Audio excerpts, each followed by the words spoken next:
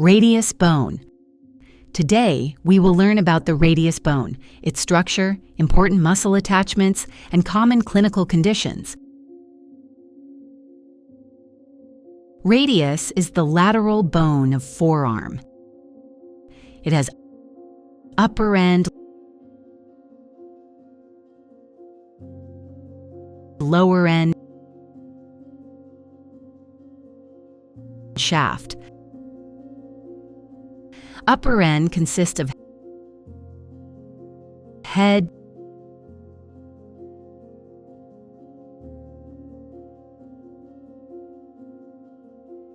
neck,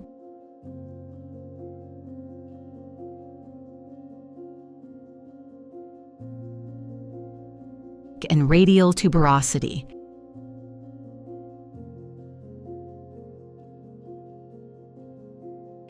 Head is encircled.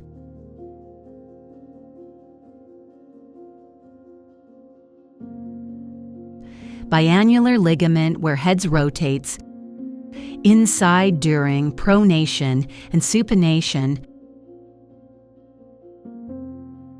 Shaft is triangular on cross-section.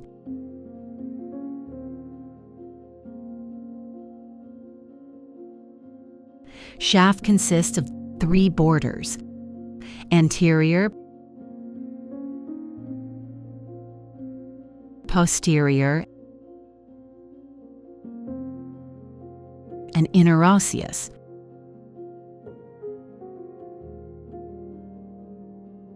Anterior border begins on the medial side as a continuation of radial tuberosity.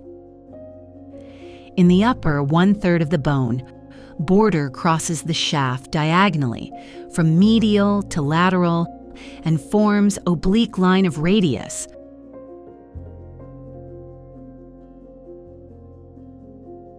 Posterior border is prominent at middle third of the shaft. Interosseous border, or medial border, is sharp and gives attachment to interosseous membrane, which binds the shaft of radius and ulna. 3 surfaces: anterior, posterior, and lateral. The 3 surfaces. The anterior surface lies between the anterior and interosseous borders. The posterior surface lies between posterior and interosseous borders. The lateral surface lies between anterior and posterior borders. It shows a roughened area in its middle part. Lower end of radius. Lower end is most expanded part of radius. It has 5 surfaces, named as lateral, posterior, medial, anterior, and inferior surface. Lateral surface is rough and projected downwards, a styloid process.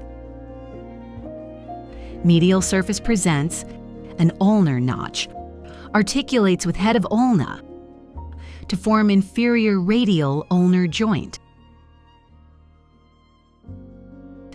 Anterior surface, a thick prominent ridge. Radial artery pulsation can be felt against this surface. Inferior surface, which is an articular surface, articulates with scaphoid and lunate to form wrist joint. Posterior surface. Its unique feature is dorsal tubercle of radius, also called Lister's tubercle. Groove medial to tubercle traversed by extensor pollicis longus. groove lateral to tubercle is traversed by extensor carpi radialis longus and extensor carpi radialis brevis. Attachment to radius, the biceps brachii, is inserted into the rough posterior part of the radial tuberosity. The supinator is inserted into the upper part of the lateral surface. The pronator teres is inserted into the middle of the lateral surface. The brachioradialis is inserted into the lowest part of the lateral surface, just above the styloid process. The radial head of the flexor digitorum superficialis takes origin from the anterior oblique line and the upper part of the anterior border.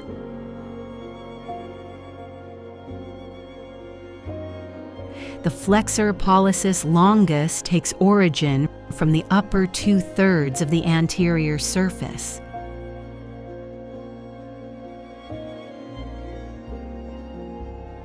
The pronator quadratus is inserted into the lower part of the anterior surface and into the triangular area on the medial side of the lower end. The radial artery is palpated for radial pulse as it lies medial to the sharp anterior border of the radius. The extensor pollicis brevis and abductor pollicis longus arise from the posterior surface. Interosseous membrane is attached to the lower 3/4 of the interosseous border. The first groove between crest, like lowest part of anterior border, and styloid process gives passage to abductor pollicis longus and extensor pollicis brevis. The second groove between styloid process and dorsal tubercle gives way to extensor carpi radialis longus and extensor carpi radialis brevis tendons. The third oblique groove, medial to dorsal tubercle, gives passage to extensor pollicis longus tendon. The fourth groove on the medial aspect gives passage to tendon of extensor digitorium, extensor indices. Ossification of radius, primary center for shaft, appears at 8th week of intrauterine life. Secondary center for lower end appears in 1st year and fuses with shaft in 20th year. Secondary center for upper end appears at 5th year and fuses with shaft at 18th year. Clinical aspect, Dinner Fork Deformity, also called bayonet deformity. In this condition, radius is fractured at 2 centimeters above its lower end due to fall on outstretched hand. This condition is known as Colles Fracture.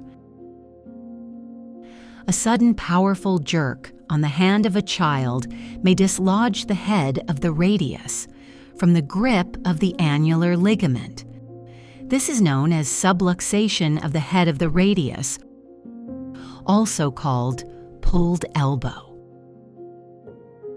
This was a quick overview of the radius bone and its clinical significance. Don't forget to like, share, and subscribe for more easy medical explanations.